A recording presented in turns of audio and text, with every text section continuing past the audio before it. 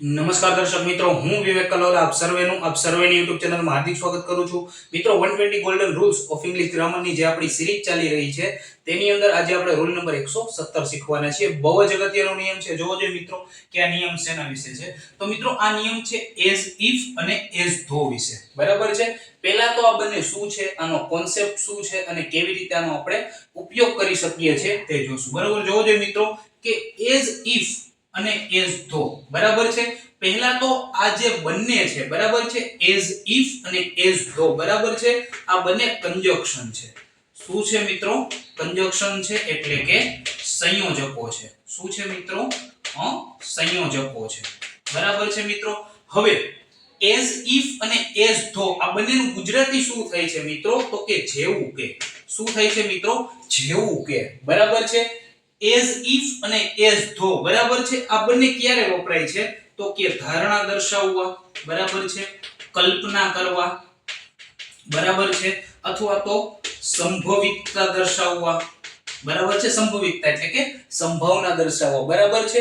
ટૂંકમાં જે વસ્તુ નથી, બરાબર છે, પરંતુ એ કેના જેવી લાગે છે અથવા તો આના જેવું છે, બરાબર, એવું દર્શાવવા માટે આપણે એઝ ઇફ અને એઝ ધો નો યુઝ કરીએ છીએ. બરાબર છે.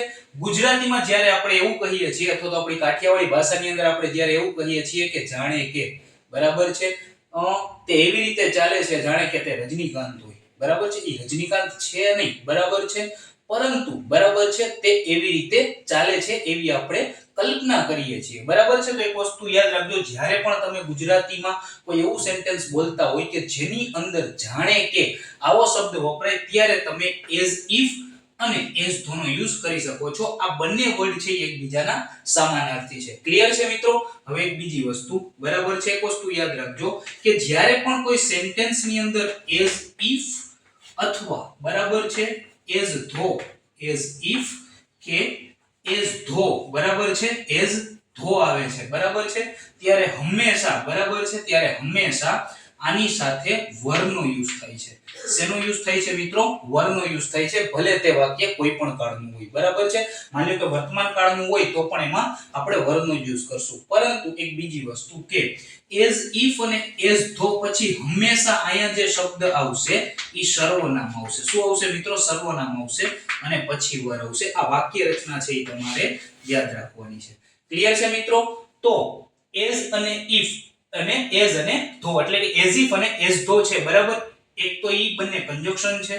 બીજી વસ્તુ કે એનું ગુજરાતી જેવું કે, બરાબર છે, એટલે કે લાઈક, બરાબર છે, લાઈકલી ઇંગ્લિશમાં આપણે કહેતા હોય ને, બરાબર છે, એટલે કે જેવું કે, ના જેવું, ધારણા, કલ્પના કે સંભાવના બતાવવા માટે આપણે એઝ ઇફ અને એઝ ધો નો યુઝ કરીએ છીએ. અને ગુજરાતીમાં આપણે જ્યારે એવું કહીએ છીએ જાણે કે, ત્યારે આપણે એઝ ઇફ કે એઝ ધો વાપરીએ છીએ. ક્લિયર છે મિત્રો? એઝ ઇફ અને એઝ ધો પછી હંમેશા સર્વનામ આવશે ને પછી વર આવશે. અહીં આપણે તમે એક્ઝામ્પલ જોઈ શકો છો કે he plays as if he were MS Dhoni. બરાબર છે. જોજો મિત્રો, હી પ્લેસ તે એવું રમે છે જાણે કે તે મહેન્દ્રસિંહ ધોની હોય. બરાબર છે. તો અહીં તમે જોઈ શકો છો મિત્રો કે એઝ ઇફ પછી જે આ હી છે, બરાબર છે, એ શું છે મિત્રો? એ પ્રોનાઉન છે. બરાબર. પછી આપણે વર આવ્યું છે. બરાબર છે. ક્લિયર છે મિત્રો? બીજું સેન્ટેન્સ કે she looks as if she were rich. બરાબર છે. એવી લાગે છે જાણે કે તે શ્રીમંત હોય, ધનવાન હોય. બરાબર છે. હવે હજી કોઈ આપણે સેન્ટેન્સ લેવું હોય તો લઈ મિત્રો કે he walks as if he walks as if he were Rajnikant. he were Rajnikant. બરાબર છે. એવી રીતે ચાલે છે જાણે કે તે રજનીકાંત હોય. બરાબર છે મિત્રો? તો આશા રાખું છું એઝ ઇફ અને એઝ ધો નો જે આ કોન્સેપ્ટ છે એ હું તમને બહુ સારી રીતે સમજાવી શકીશ. તો મિત્રો જલ્દી જ મળીશું આપણે રૂલ નંબર 118 ની સાથે. ત્યાં સુધી જય હિન્દ, જય Bharat, take care, good bye, thank you so much.